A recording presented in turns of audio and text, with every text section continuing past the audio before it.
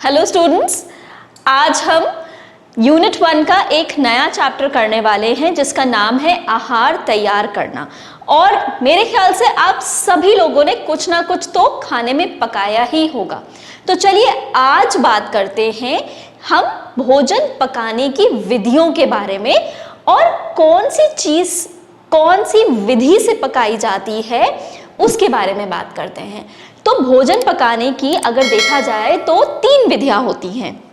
एक होती है नम विधि द्वारा खाना को पकाना। नम विधि में क्या क्या आ जाता है, यानी कि moist heat method of cooking. तो नम विधि में क्या क्या आता है, उबालना आता है, धीमी आंच पर पकाना आता है या स्ट्यूइंग जिसको कहते हैं, भाप से पकाना आता है स्टीमिंग जिसको कहते हैं, और प्रेशर कुकर आ जाता है जब हम नमी की विधि से खाने को पकाते हैं। इसी तरह से दूसरी विधि होती है सूक्ष्म विधि द्वारा खाने को पकाना। तो सूक्ष्म विधि में क्या यूज होता है, बेकिंग की विधि होती है जैसे केक बेक करते हैं, भूनने की विधि होती है जैसे कि मूंगफली भूनते हैं, और ग्रिल करके पकाना, ये भी सूक्ष्म विधि द्वारा खाने को पकाने की विधि होती है। और जो तीसरी विधि होती है उसमें हम तेल या घी को इस्तेमाल करते हैं। और जो तेल या घी को इस्तेमाल करते हैं उसमें भी 2 तरीके होते हैं। एक होता है पूरी तरह से तल लेना, यानी कि डीप फ्राइंग जैसे पकौड़ी बनती है, और एक होता है हल्के तेल में तलना, यानी कि शैलो फ्राइंग, जैसे कि जब आप टिक्की को सेकते हो तो वो शैलो फ्राइंग हो जाता है। तो भोजन पकाने की सबसे सामान्य विधियां जो होती हैं, जैसे मैंने बताया, उबलना, तलना, प्रेशर कुकिंग, इस तरह की विधियां होती हैं। अब हम जो है इन सारी विधियों के बारे में एक एक करके बात करेंगे। तो सबसे पहले आ जाते हैं नम ताप विधि द्वारा पकाने की विधि को लेके। तो नम ताप मतलब क्या हुआ, मॉइस्ट हीट। मॉइस्ट हीट मतलब जिसमें थोड़ा सा मॉइस्चर होता हो खाने में और वो उसी तरह से पक जाता हो उस मॉइस्चर से, यानी कि उस पानी से या उस नमी से। तो इस विधि में भोजन को उबलते हुए पानी में डाल दिया जाता है या उबलते हुए पानी से निकलने वाली भाप से पकाया जाता है। नम ताप विधि से भोजन को पकाने से बहुत सारे तरीके, जैसे मैंने बताया था ना, 3-4 तरीके होते हैं। तो चलिए, पहला तरीका जैसे कि बॉइलिंग जिसको हम हिंदी में बोलते हैं, इंग्लिश में बोलते हैं, या उबालना हिंदी में बोलते हैं, उसके बारे में बात करते हैं। तो उबालने की विधि क्या होती है, जिसमें भोजन को पर्याप्त पानी में पकाया जाता है। फॉर एग्जाम्पल, उदाहरण के लिए उबलते हुए आलू, अंडे को उबाला जाता है, चावल को जब हम पानी में डाल के उबालते हैं तो भी पकाया जाता है, और कुछ सब्जियां उनको भी हम कई बार पानी में डाल के उबालते हैं।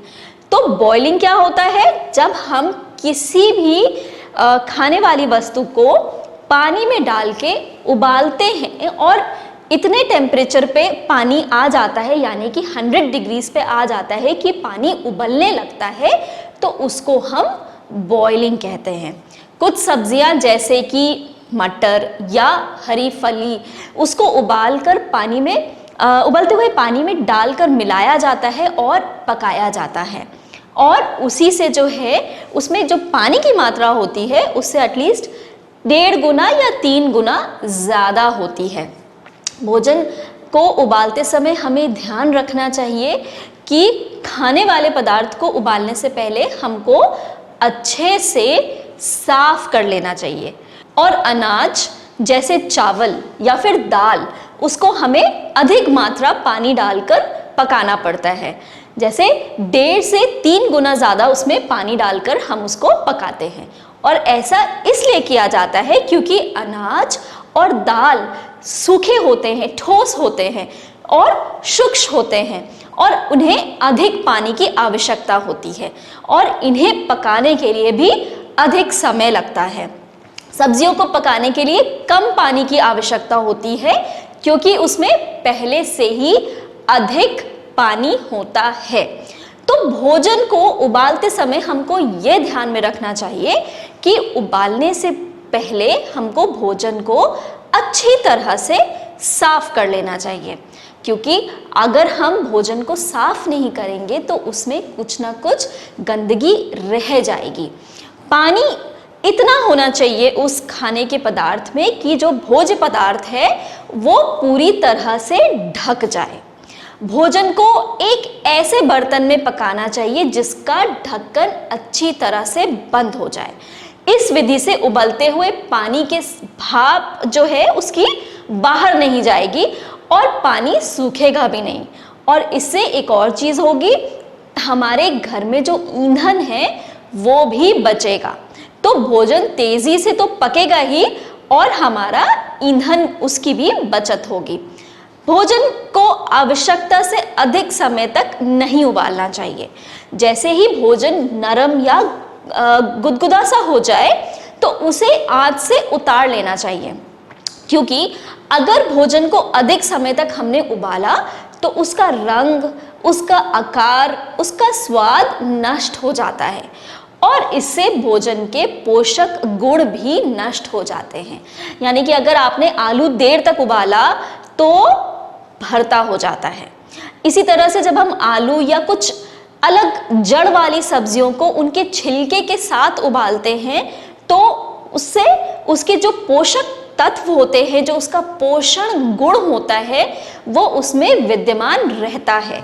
और अगर हम छिलका छील देते हैं तो उसको उबालने पे उसका जो पोषक तत्व होता है वो पानी में निकल जाता है। तो भोजन में विद्यमान जल घुलनशील पोषक तत्व, जिन्हें हम बी विटामिन या वाटर सॉल्युबल विटामिन कहते हैं, वो उस पानी में मिल जाते हैं जिसमें भोजन को उबाला जाता है। तो यदि हम उस पानी को फेंक देते हैं तो उसके पोषक तत्व भी उसके साथ चले जाते हैं। हम इस पानी से अन्य काम कर सकते हैं, जैसे कि उसको हम अपने दाल में डाल सकते हैं, उसमें हम अपने चावल को पका सकते हैं, ताकि पोषक तत्व से भरपूर ये पानी हम इस्तेमाल कर सके। या फिर अगर घर में सूप बनता है या सब्जियां बनती हैं तो उस सब्जी में रसा लगाने के भी ये काम आ जाता है।